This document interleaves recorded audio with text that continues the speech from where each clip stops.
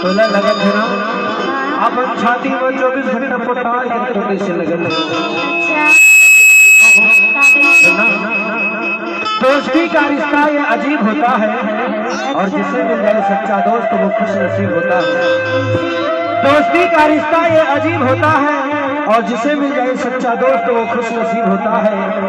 इसीलिए भगवान श्री कृष्ण राधा के लिए नहीं बल्कि सुदामा के लिए रोता है।